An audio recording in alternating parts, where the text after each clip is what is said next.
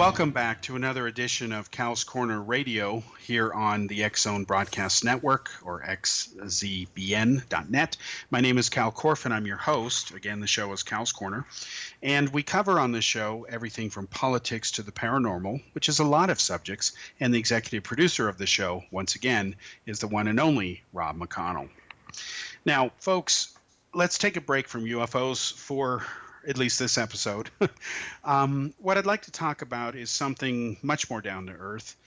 It's something that, as a investigative journalist and longtime reporter, especially covering the scene in Asia for the past 7 years, that I've written a lot on what I always call communist China. And the reason I always say communist China is because they are communist, okay? If they were democratic, I'd call them democratic China or just China, but they're not. They're communist. And we'll get back to that in a moment. But the reason I want to talk to you about that today is because there is a war going on right now, whether people want to admit it or not, between the United States and China. Now, I've said China instead of communist China. Again, a war is taking place now between the United States and communist China. Now, the reason it's taking place, it doesn't involve bullets. It doesn't involve large armies, although it can at some point in the future. And if things don't change, it will. I promise you. The reason there is a war going on and what it involves has to do with economies, has to do with money. And in today's world, where you have weapons of mass destruction, where the use of them just isn't practical, economy and money is the new bullet currency, if you will, for modern era wars. Countries will fight each other economically instead of sending soldiers because they think it's a smarter way to do it, and it is a smarter way to do it depending on the circumstances. Let's say World War II was happening right now. You couldn't choke off Hitler and the Nazis economically. You had to use soldiers.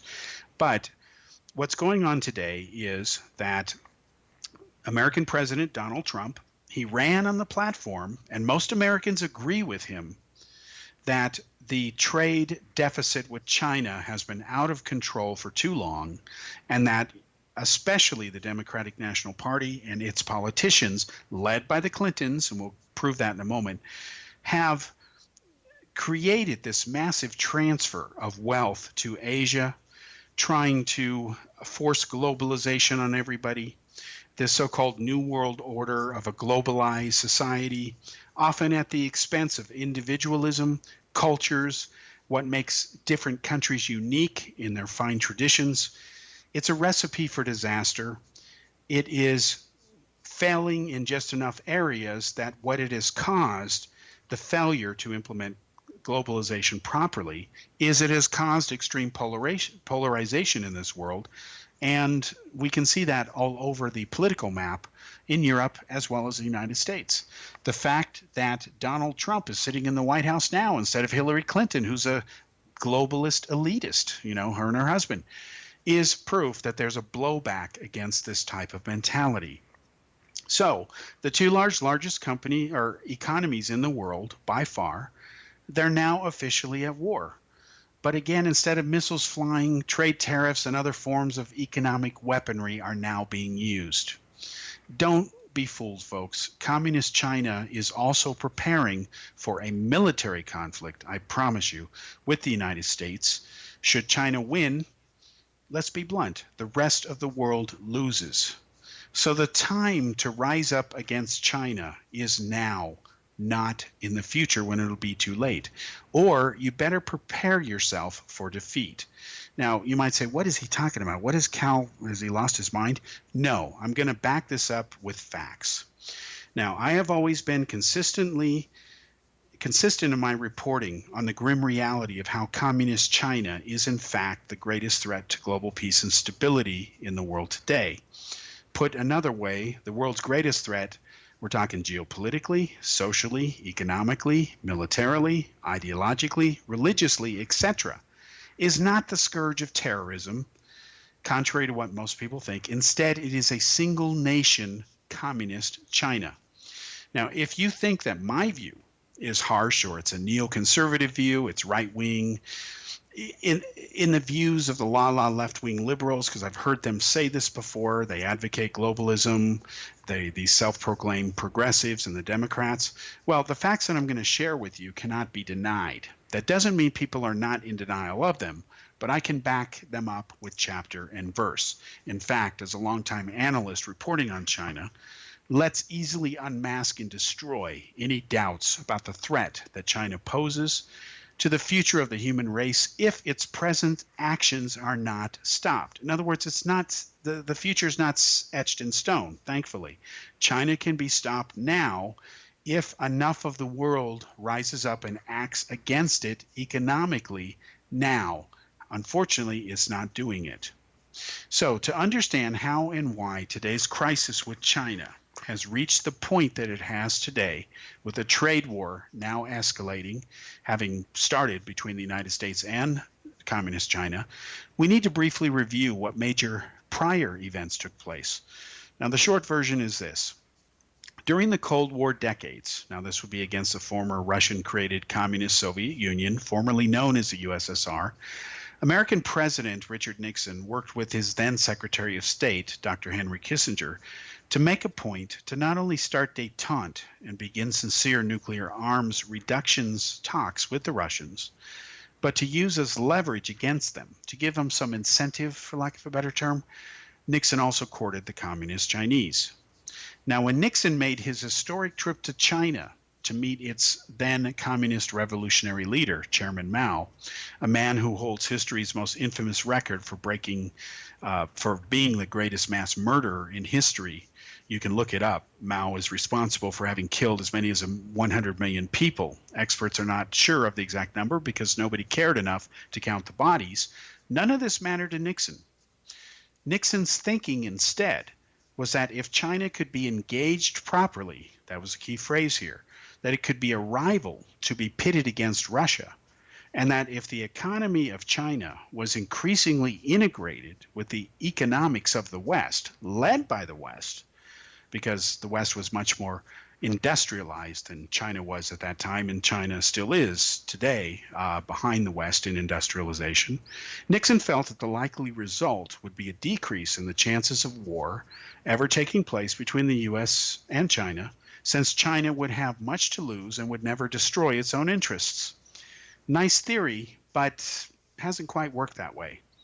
So while one can argue that it was Nixon and Kissinger who first paved the way for what later ended up being trillions of dollars of outsourcing to China by Western companies, creating a massive shift of wealth redistribution from the West to Asia, it wasn't Nixon, but instead Democrat Bill Clinton many years later, who set the USA and the Western world on course, ensuring an inevitable conflict against China, which has now begun economically.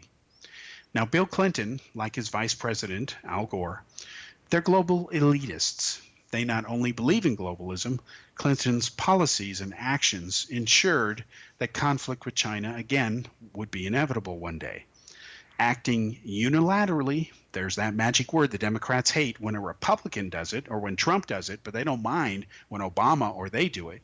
Clinton signed on his own a presidential executive order dropping just enough restrictions on China so that it was then free to start its grand plans to conquer the world, which the Chinese started to do. To believe for 1 minute that Chinese leaders didn't understand what they were now allowed to get away with would be incredibly stupid. So prior to Clinton signing his executive order, China was being held back economically from global economic integration because of its terrible human rights record, its unfair trading practices, its stealing of intellectual property, and the brutality of its dictatorship, etc. Now, suddenly, none of this mattered. Clinton dropped all these conditions, and he championed China's entrance into the World Trade Organization. These are the breaks that China needed, human rights and spreading democracy in the country. The Clintons no longer cared about it. The Democrats no longer cared. Yes, the Democrats, folks, get over it. So at the UN level, United Nations, China also had its rubber stamp backers who were in power, controlling and corrupting things at that time when the Clintons and Al Gore were busy doing their dirty business. Maurice Strong, one example, was the UN's corrupt Undersecretary General. He not only had real estate holdings in China, he was a Marxist sympathizer. His cousin knew and has photographed with Chairman Mao. Strong worked with individuals like Al Gore. Al Gore to this day still lauds Strong to further the shift of economic might to Asia.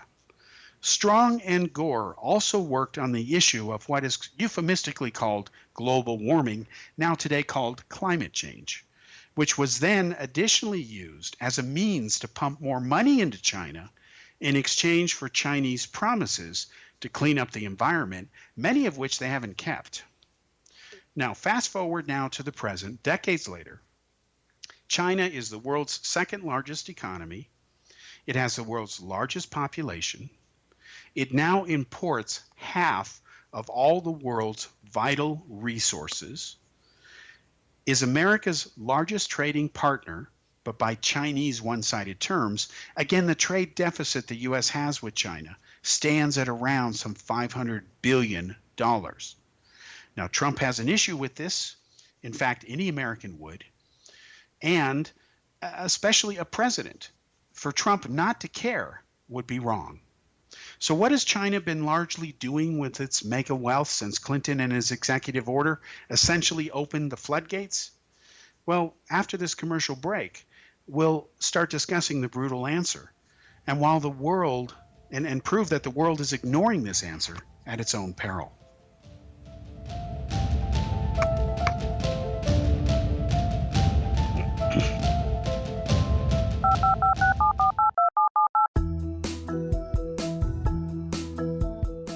Did you know that when you're on the road with limited data or Wi-Fi, you can still listen to the X-Zone Radio Show with Rob McConnell, The Science of Magic with Gwilda Wiyaka, X-1, Dimension X, Space Patrol, and every minute of the X-Zone Broadcast Network by calling 213-401-0080, courtesy of Audio Now. No smartphone, app, or internet needed. It saves your data plan and it's free if you have unlimited minutes. Call 213-401-0080 to listen on any phone, anytime, anywhere. Remember 213-401-0080 for the best of the paranormal, parapsychology, and sci-fi radio programming anywhere, 24/7, 365.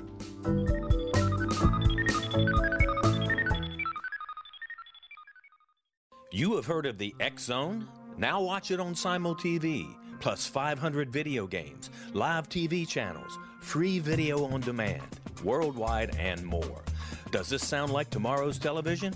Well, it is, but you can have it today, right now. It is Simul TV.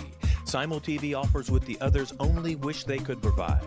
15 exclusive channels like X-Zone, sci-fi, and horror. We are worldwide. No other provider offers that.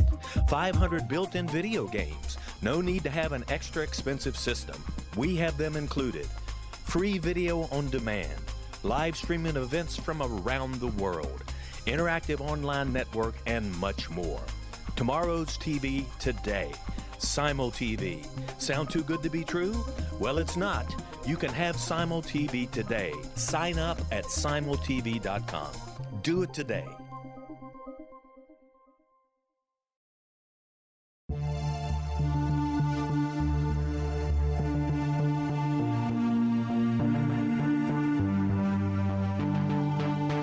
We live in rapidly shifting times of extreme volatility and uncertainty. Such profound change brings a unique opportunity for the evolution of consciousness. I'm Gwilda Wiyaka, host of Mission Evolution Radio Show, a program that explores the latest scientific developments and deepening spiritual truths supporting human evolution. Join me on xzbn.net, where I interview leading experts in science, physics, medicine, spirituality, and more. By applying divergent viewpoints to leading-edge topics, we uncover expansive and evolutionary truth to assist you on your path to enlightenment. More information and past episodes are available at missionevolution.org.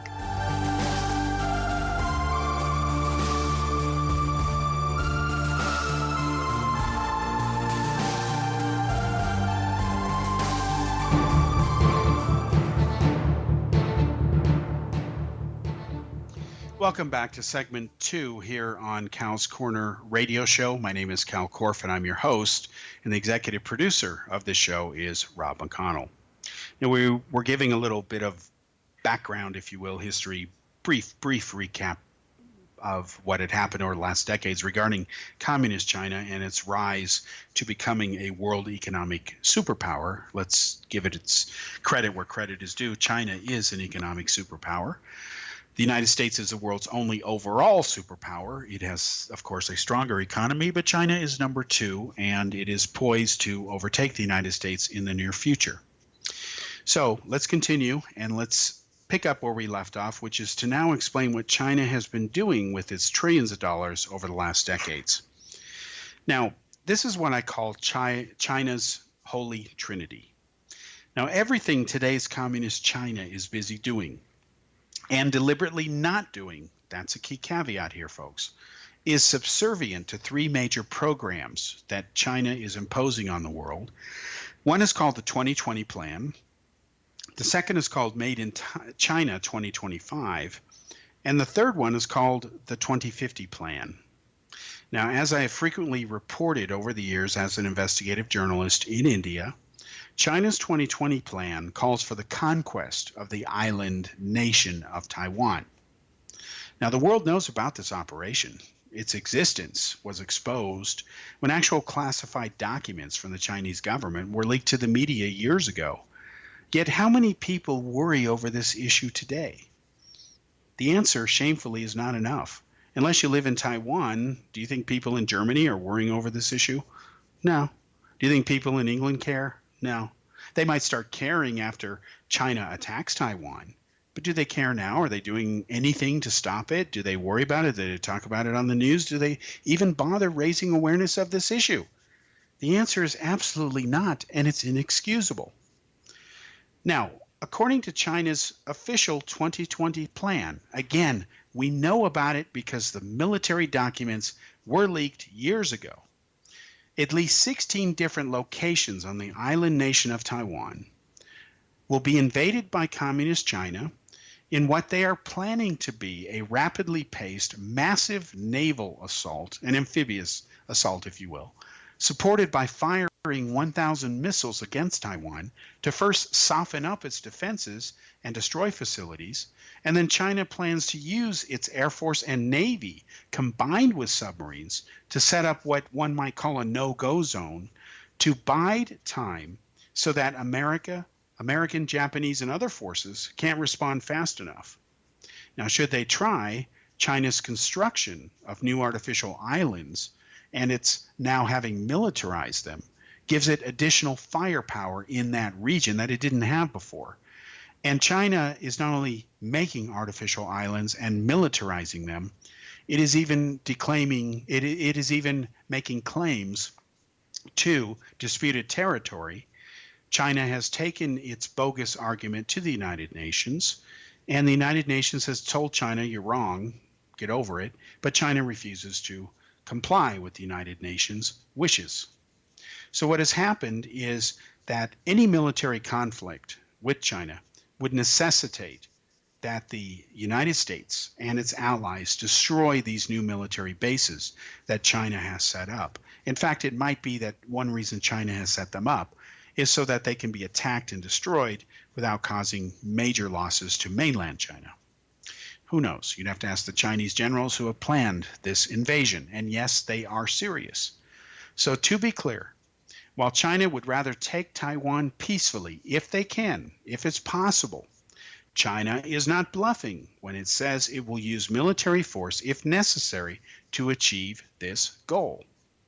Now, thanks to the trillions of dollars that China has made over decades by becoming an economic powerhouse, thanks to outsourcing to it from the West, China has been using this infusion of wealth to upgrade its military and everything that is necessary to achieve the holy trinity that they are planning.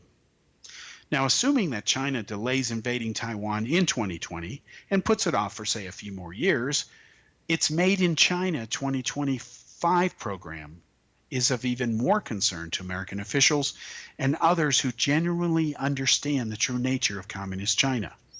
In other words, it's bad enough that China wants to invade Taiwan and conquer it and reabsorb it into China. That's terrible. The world should not stand by and let that happen.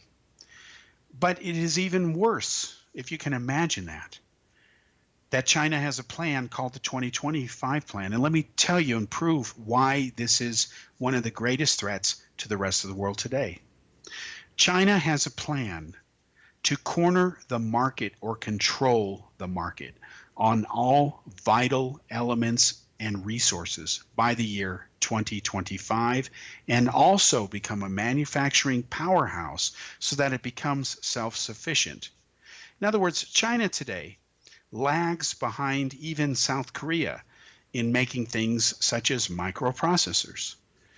Compared to what Samsung can do, for example, China can't do anything. They're a joke. Okay.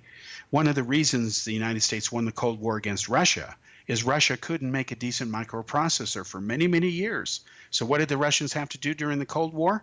They actually had to smuggle in Western computers, pull off the microchips, and try to reprogram things so that they could make their own computer from stolen or imported black market parts. They couldn't make their own parts. So China wants to go ahead and by 2025 have the ability to be self-sufficient, to have cornered or monopolized or controlled all the world's vital resources, or at least minerals. In Afghanistan, for example, they have bought 80% of all the mineral rights. Well, guess what they're doing now? They are shipping huge quantities of raw material all the way to Beijing. They have built massive highways from Afghanistan all the way into China. They're doing the same thing with Pakistan. They've even bought a port and have renovated it. And they're doing this around the world. So what China has done is they've diversified their supply chain so that if there is ever a war, they're not going to be hung out to dry.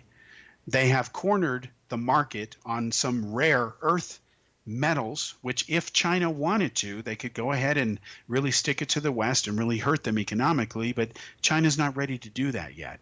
Instead, what China is doing is biding its time so that by the year 2025, if it remains on schedule, and who knows where it is right now in that timeline or project plan, if you will, to be this self-sufficient economic powerhouse, manufacturing powerhouse, to manufacture all the vital items and products that they need to be self-sufficient so that if a war ever breaks out, they won't suddenly not be able to have smartphones or communications devices or microprocessors and so on. And this is why they are doing what they're doing in their 2025 plan.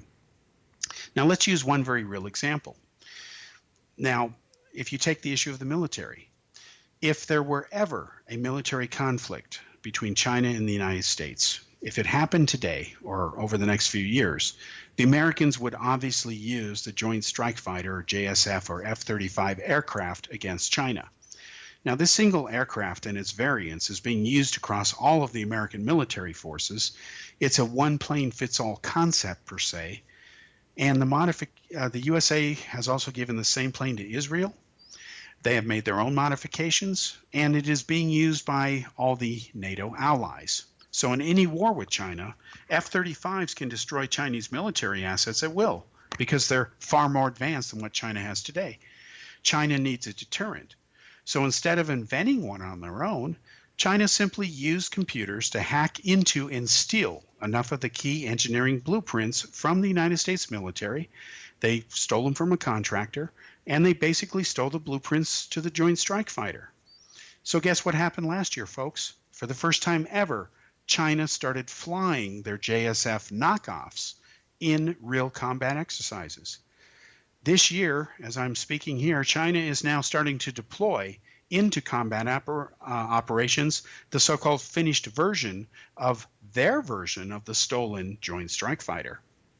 Now, this is not to say that China's copy and stealing of the American JSF makes it as good as the American original. It does not. But see, China doesn't have to be better. They just have to be good enough, okay, to pose a critical threat. And that's all they're aiming for. Anything else is a bonus. So, as part of China's plans to become a world leader in key technology areas so that it's no longer dependent on outsiders, it has been gobbling up strategic and vital minerals and elements in Africa, Afghanistan, Pakistan, wherever it deems it necessary. China needs to make its Made in China 2025 program work because its big prize is the defeat eventually of the USA in any military conflict, or at least being able to hold its own without going nuclear, as well as replacing America as the world's number one economic power. In other words, China has basically a two-pronged major course of attack here. One is to beat the U.S. economically, which it is on its way to doing, and it is helped when countries like the U.S. have a $500 billion deficit. That doesn't help America, it hurts it, costs Americans jobs. And then on the other side, they want to be able to at least hold their own or be able to have a standoff or at least make the price of a military conflict with China and the United States so high that maybe the United States won't bother defending Taiwan, or maybe it will become a secondary or second-rate power in Asia. That is what China wants to do. China wants to dominate Asia. So it has other sub-plans within that. And I know this, having lived in India for 7 years.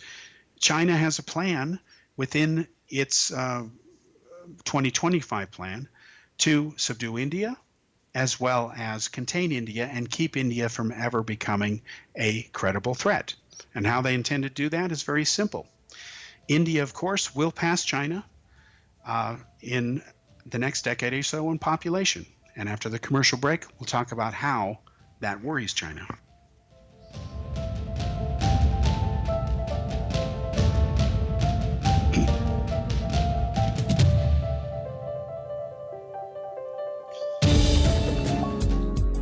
From our broadcast studios in Hamilton, Ontario, Canada, to the world and beyond, you're watching the X-Zone Broadcast Network, www.xzbn.net.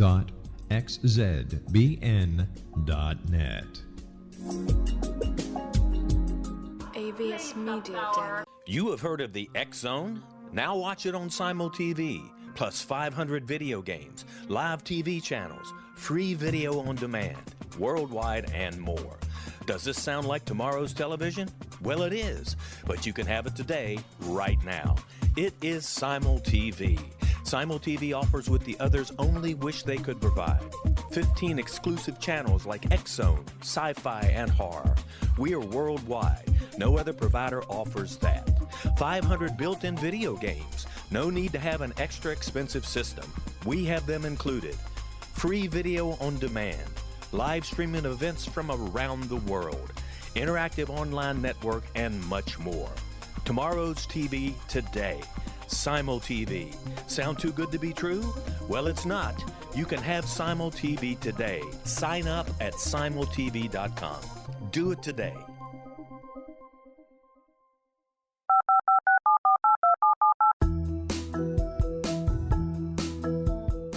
Did you know that when you're on the road with limited data or Wi-Fi, you can still listen to the X-Zone Radio Show with Rob McConnell, The Science of Magic with Gwilda Wiyaka, X-1, Dimension X, Space Patrol, and every minute of the X-Zone Broadcast Network by calling 213-401-0080, courtesy of Audio Now. No smartphone, app, or internet needed. It saves your data plan and it's free if you have unlimited minutes.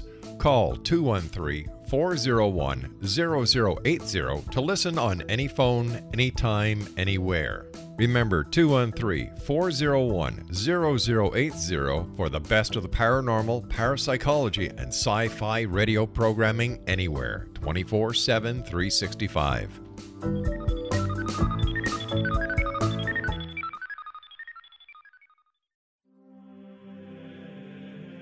Rob McConnell here, presenting an overview for Nicholas Paul Jennings, author of a fascinating book, Amen. It presents facts revealed by Egyptologists, facts that enable us to understand why Amen is the beginning of creation of God.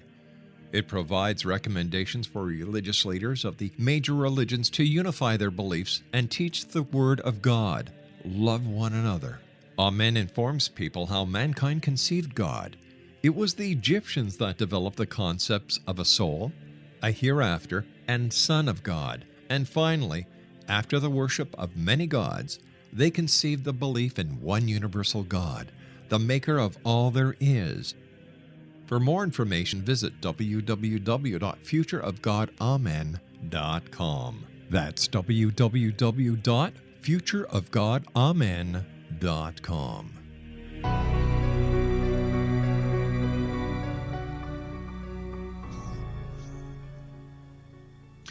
Welcome back to Cal's Corner radio show here on the X-Zone Broadcast Network. My name is Kal Korff, and I'm your host. And the executive producer of the show is Rob McConnell. Now, we were talking about India before the commercial break. As I mentioned, within the next decade, India is going to pass China in total population. China is so worried about that because it ultimately boils down to babies. Let's be honest. I'll be blunt about it.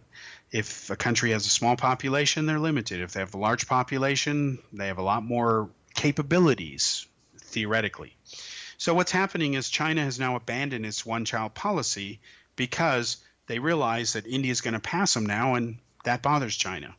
So you might say, well, if India, the world's largest democracy, passes China, then they'll become number one, and that's okay because they're a friend of the U.S. and the free world, yada, yada, yada. They're a democracy. They don't intend to invade other countries, unlike China.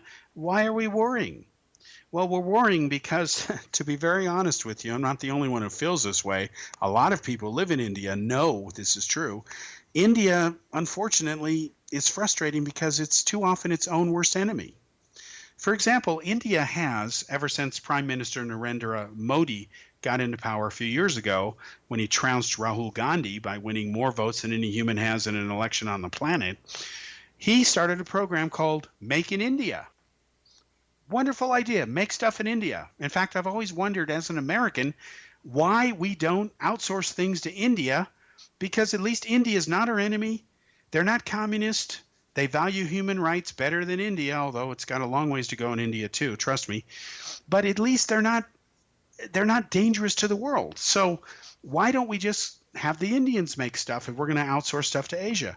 Well, now India is trying to make that happen. And India has become, to Modi's credit, the country in the last few years which has received the most amount of foreign direct investment than any other nation.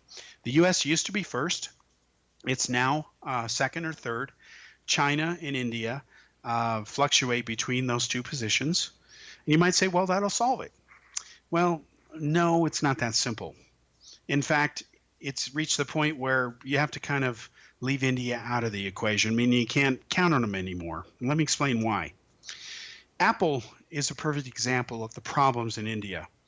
Now, I worked at Apple for years. I knew Steve Jobs. In fact, if I had not met him, I would never have gotten into the IT business. I know all about Apple dealerships, how they do their thing. I admire their business model. I agree with it. I use their products.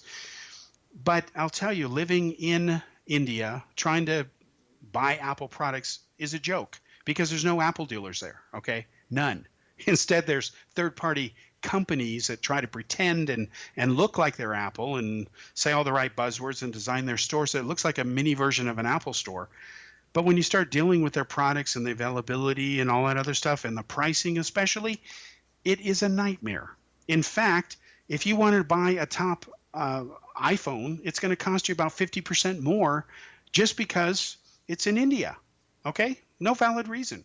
Now, my Indian friends will tell me that's not true, Cal, because, Apple doesn't have a manufacturing plant in India, therefore they have to pay these extra taxes. Well, that's just an excuse because there are plenty of instances where India and other governments have given large companies who create jobs, exemptions where they don't need to make their stuff there, but they can still get the discounts. Well, India is deciding not to do that, and that's a shame on them. And let me tell you why. What India has told Apple, and I've reported on this, is that 30% of their components must be made in India in order for them to get all these great tax breaks. Well, Apple has told India the blunt truth.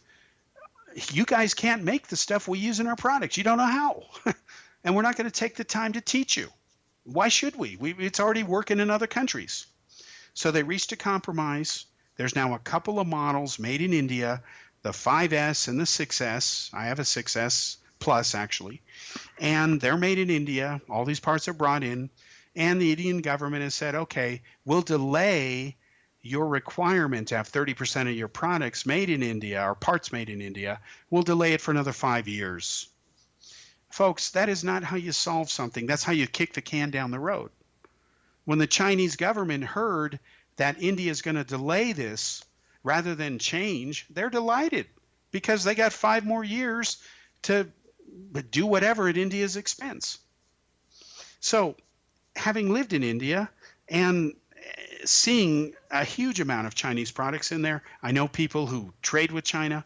I can tell you that India just doesn't have its act together collectively to go up against China. And it is India's fault that they're in the sad state of manufacturing that they are. India's never going to become an economic superpower if their main product is making textiles. It's not going to happen. Okay, there's plenty of other countries that make clothing. So you can't count on India to be a bulwark against China.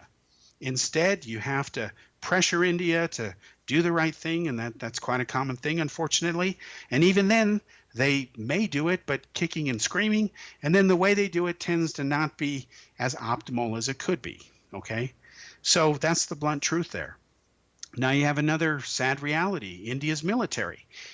Could India's military really threaten China? No.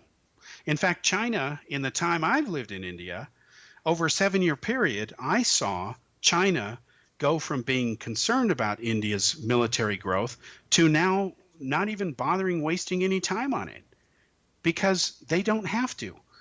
The way India's military is going today, it is so schizophrenic and dysfunctional. They're lucky that Pakistan doesn't have its act together better. Otherwise, Pakistan would be able to really take it to India independent of any backing from China, which is yet another issue. And I'll cite just one example because I've reported on this extensively. India got the bright idea years ago to make their own indigenous rifle for their soldiers. Great idea, right? 7 years later, folks, they still couldn't get a satisfactory prototype, even though it was a ripoff of existing weapons.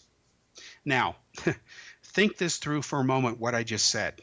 Imagine you're the military of a country like India. You have the second largest population in the world. You have a huge army of over 1 million people. You've got another roughly 1 million in reserve. You want to make your own rifle for your own homeboys. That's great. And all you're going to do is just copy and, gobble together what already is working from other weapons. Maybe you might take this sight from this rifle, this barrel from this one, this caliber from this one, this trigger from this one, put it all together. You say, oh, it's Indian now. Now you can make your own stuff indigenous. You don't have to pay anybody to fund your own military by supplying weapons made by foreigners. But 7 years go by and they couldn't even come up with a satisfactory prototype. And it's not as if they were being asked to invent the rifle for the first time. They couldn't get it right. So you know what India finally concluded last year, grudgingly? We'll just buy the weapons from Israel. Well, hello. So now that's what they're doing. Israel has become the largest weapon supplier to India, along with the U.S. India is dumping its Russian-made weapons, long overdue. But it's going to take decades for India to catch up to where China is today. And by then, China will be even further along. And let's be honest, whenever you have a communist country with a hardcore ideology driven on hatred for the West, hatred for democracy, hatred for freedom, those hardcore indoctrinated assets are probably going to be a little more interested in taking the fight to you than passive people who worry about what cricket team is winning or losing, who get bored when they don't see something on TV that interests them. There's a certain pacifism in India that, as a Westerner, I don't understand it. I know that if the United States as a country had communist China and Russia and Pakistan on its borders, it would be a very different America.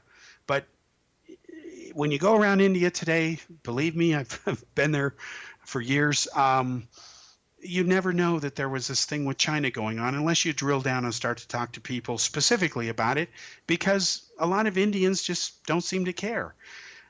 I remember very vividly when India finally bothered copying what Israel did and made a cross-border raid into Pakistan and wiped out at least 50 terrorists and their military staging grounds, camps right there. They did a commando raid in the middle of the night, eliminated them, and came back. Pakistan denied the whole incident, of course, because they're Pakistan. And you should have seen the pride that was oozing out of every Indian I knew of. And because I am Jewish and I'm the only foreigner among many of my friends in India, especially at the newspaper there, they came up to me and said, we finally did the Israeli thing. We finally did the Jewish thing. We finally defended ourselves. We should have done this a long time ago. Well, no kidding. Okay. What happened after Pakistan got its nose bloodied? They haven't really done a major incident since. So as a journalist, I've always reported for years that India could have done more to beat Pakistan if it would only bother to retaliate, but they don't. China has taken advantage of this, encouraging Pakistan to mess with India because that's what China does. It uses proxies to further its interests. Now, we'll come back after the commercial break here in a moment to wrap this up. But before we go to the commercial break, I just want to emphasize this. The way the world is going now, it seems that there is this jockeying towards spheres of influence, okay? You have China wanting to control things in Asia. You have India saying, wait a minute, we've got a voice in this, although India doesn't seem to want to become a world superpower. In fact, they're the only country I've ever been to where they don't seem to want the job. Every other country wants to become a super powerful thing. And then you have, in Europe, you've got the European Union, then you've got Russia, then, of course, you've got the United States, and you have a president running the United States now who has said, make America great again and put America first. While you can't always put America first, you can at least try to level the playing field, and that is what Trump has been trying to do on some issues. And contrary to the doomsayers, the world hasn't ended yet. So we'll be back after this commercial break, and we'll wrap this up.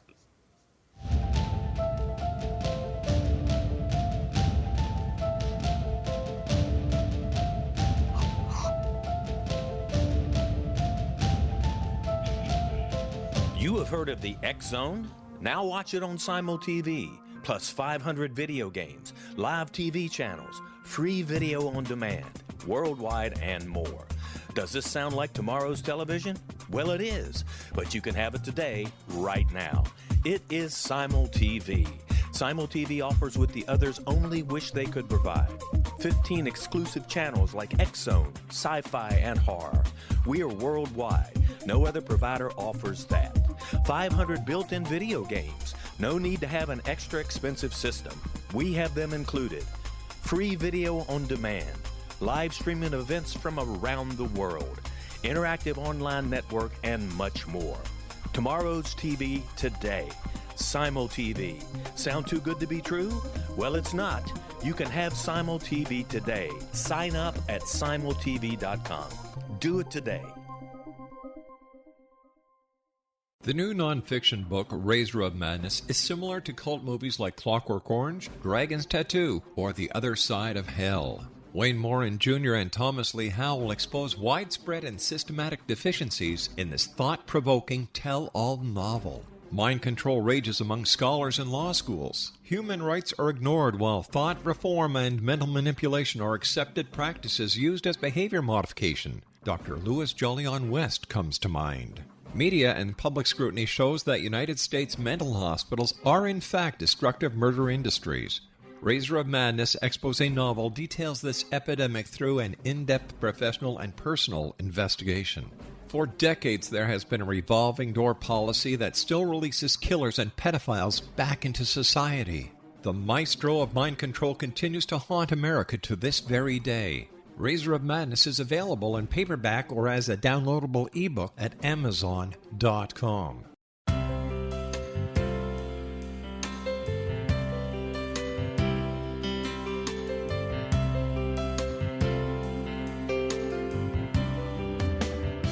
The concept of a new age has been around since the late 19th century, yet much of its original meaning has been lost. What exactly is the new age? Is it a religion, a collection of obscure esoteric practices, a series of doomsday predictions, or an astrological event?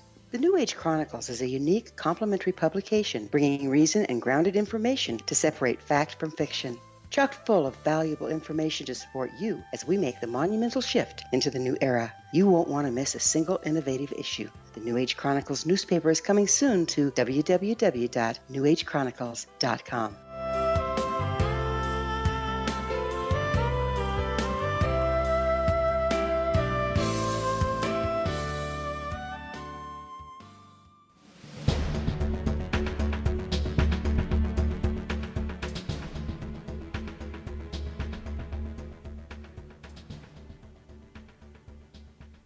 Welcome back to the fourth and final segment here on Cal's Corner Radio Show. My name is Kal Korff, and I'm your host, and the executive producer of the show is Rob McConnell. Now, to wrap this up, because again, you could spend hours on this going into fine detail. Again, the world seems to be shaping up into alliances of spheres of influence. You've got the EU in Europe, of course, and you've got Russia. Those are the two big guys there. You've got China trying to be the master of Asia and eventually the world. You've got the United States leading the so-called free world. You've got India and Asia trying to say, wait a minute, we've got a voice in this, but they just can't seem to win the gold medal for whatever reason. That's on them. And so what's going to happen now? Well, unfortunately, too much of the world, especially among the younger generation, from what I've seen, and this is my opinion, and I think I can defend it. When I talk to some of the younger kids today, they don't even know who John Kennedy was. They remember he was president, but that's all they can pretty much say. There's been some recent surveys done of so-called millennials. It turns out that about a third of them aren't sure the Earth is round. Can you believe that? A lot of them don't even know what the Cold War was. They weren't alive then. And while that's not their fault that they don't know what it was living through it, shame on our so-called educational system for failing to pass on the lessons of history. Because as the old adage goes, and it's true, when you fail to heed the lessons of history, you're going to repeat the tragedies of it. And this is what I think is going on now. We have to remember that historically the Chinese have always thought a long ways down the road. They don't run their country or existence one quarter at a time like the West does. So they think years ahead of time, and they plot and they scheme and they plan. And when I say and use those terms, don't mean it in a conspiratorial sense. I mean it in a logical sense. If you're going to have a long-term plan, you've got to plan, you've got to scheme, you've got to execute. It doesn't matter what the subject was. Recently, there was a Chinese worker for Apple who was arrested at the airport in San Jose because he tried to go ahead and steal the blueprints or some engineering data. He had downloaded some data to a disk, and he worked on Apple's new secret autonomous car project, which they haven't released that automobile yet or whatever it is they're going to do. Still a couple of years away. But Apple has made no secret that they've been trying to do an Apple car or at least help with the technology of autonomous driving. They actually have at least 50 vehicles driving around in California testing these right now. So what this engineer did, according to the press reports, is he was a Chinese individual. He downloaded data on this drive, booked a flight to China. He was arrested at the airport and busted with this, and now he's going to do some time. It was just the latest instance of industrial espionage by China. And this is where what I call decision time comes into play. This is where the USA and the rest of the self-proclaimed civilized world will now and in the near future have to make a key critical series of decisions. And the decision concerns the question of what kind of world do you want to live in? What kind of world do you want to leave for your children? You know, we all know this, but that doesn't mean everybody does it. But we all know that it is the responsibility of all generations currently alive to work hard and do their best to ensure that their kids have and live a better life than their parents did, than we did. Each day, all of us must work to push the human race forwards, not backwards. Help democracy, the democratic process around the world. Help with freedom. Continue to spread the concepts of freedom around the world. Do acts that back up supporting freedom around the world. We have to do this for the survival of the human race. Okay. And we know this from our history, and it's happened before. The human race has come together in some of the darkest and uncertain of times to ultimately triumph and defeat a problem, to conquer a foe that needed to be vanquished, like Imperial Japan or Nazi Germany. And a more recent example that is probably on the scale that this issue is with China has to do with how the Cold War ended. And that's the irony of this example, because not only is it the major last one from recent history, but unfortunately, there's too many young people today who don't even know what I'm talking about and will learn about it for the first time if they hear this or if they bother searching on the internet. Go back to the time in the late 1980s and early 1990s, very early 1990s, 1991, when the Cold War ended in Europe. Okay? Russia at that time was the world's other superpower besides America during those decades. Each country, the United States and Russia, Soviet Union, had tens of thousands of nuclear weapons, all pointed at each other, that could destroy the entire planet several times over.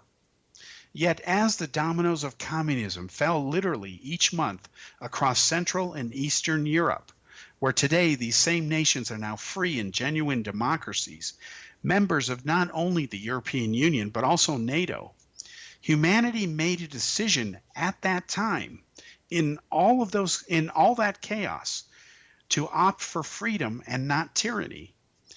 Now, in 1991, after the dominoes of communism had fallen in Europe, it finally happened in Europe, or in Russia.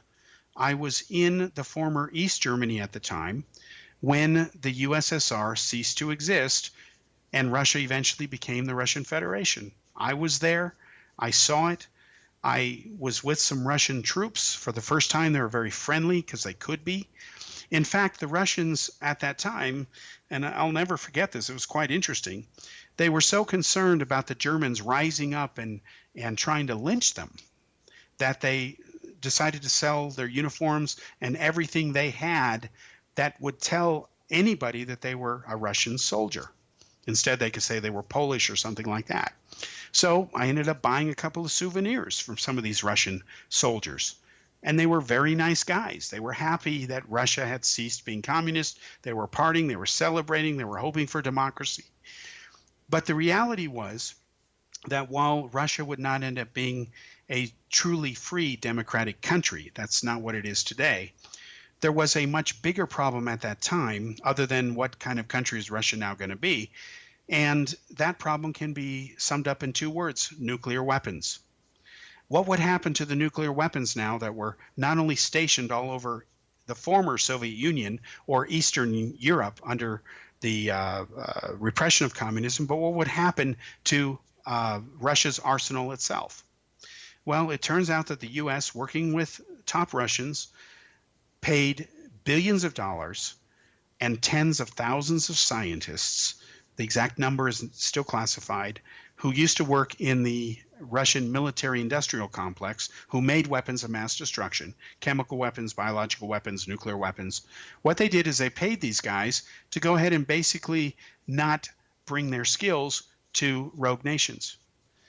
So what the humanity was able to do was not only capture and rein in these nuclear weapons and actually reduce them over time, they were able to keep them from falling into the hands of terrorists and even mafia type figures who would have used them for blackmail purposes if not another design. So if the human race can do that under what was an almost impossible task to be successful to achieve, one would have thought going into this that maybe one or two nukes would get out, a city would disappear, there would be an act of terrorism, whatever. But that did not happen. It did not happen because enough people cared to step in and do the right things to prevent it from happening. And that is the same situation that is occurring today. If you look at what Communist China stands for today, it stands for totalitarianism. No democracy, no real freedom. In fact, while the communists like to call themselves communists in China, what they really are is totalitarian capitalists. They love money. But in order to make that money their way, you're denied the basic of rights. Nobody is going around the world today trying to copy China. Nobody is going around today trying to copy Russia or Iran. Instead, they're all trying to copy the United States and the West and how the West does its thing. So the world has a decision to make. Do you want to continue to feed the beast? Do you want to go ahead and continue to empower China to eventually become the world's only superpower, or do you want it to become so powerful that it can then dictate what you're doing? China is now trying to make its inroads into Europe and the European Union. It is receiving some pushback and resistance from it because the Europeans are starting to wake up and see that China has all these conditions attached, that the reason they're really doing this is not because they really want to help, but they really want to make themselves instead much more powerful. So this is the decision that the world has to make. If the United States loses this war with China right now over trade, if it loses it today, there will not be a good future going forward. If the United States, as the world's top economic power, cannot rein in China economically through sanctions, then no other country can. Do you think Germany is going to be able to do it?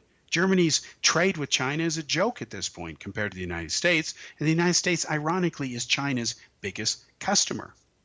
So if we don't stop China now and try to pressure them to reform in ways that they must for the good of humanity, that means, stopping this dictatorship. Their new dictator's been reappointed for life. Where's the outrage by the left-wing liberals over this? Instead, they're just focusing on Trump or mad that Hillary lost. Their focus is missing the bigger picture that one day is going to come back to bite them if they continue doing this. Thanks for joining me. We'll be back next week with another episode of Kal's Corner.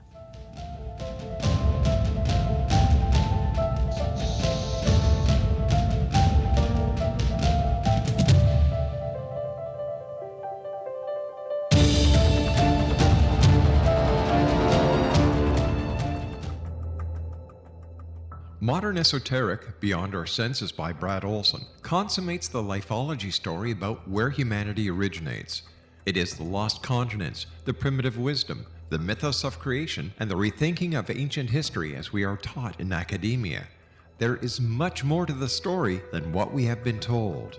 As this is the first book in the Esoteric series, Modern Esoteric starts at the beginning of time and accelerates up to this modern age.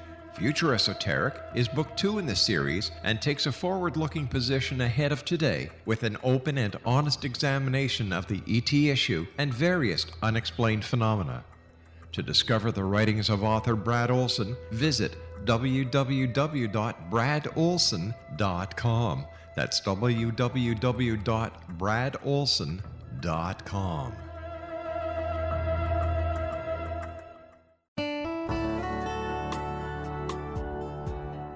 Are you or is someone you know struggling with addictions, depression, anxiety, relationships, low self-esteem, lack of confidence, grief, success, and prosperity? Do you know that your subconscious belief plays a big role in the outcome of your hard work? We can help you permanently change the beliefs that may be the reason for your struggles and failures. We care about getting you the return on your investment and the results you are looking for. We can help you be free of the limitations of your past and in realizing your highest potential. We work with people by phone and Skype.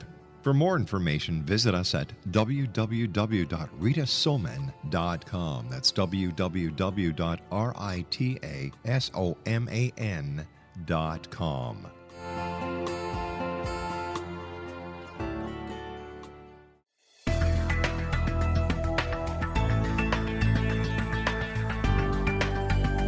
Do you think you have energy problems in your home? Do you feel better when you're away than when you're home? Joey Korn is a global leader in the world of dowsing who specializes in personal energy clearing and space clearing. He can help you create an ideal energy environment in your home no matter where you live in the world. Learn about his remote spiritual house cleaning services and much more at www.dowsers.com. You can get Joey's book, Dowsing, A Path to Enlightenment, as well as other dowsing books and tools, Kabbalah books, and Walter Russell books. Joey's work is really amazing.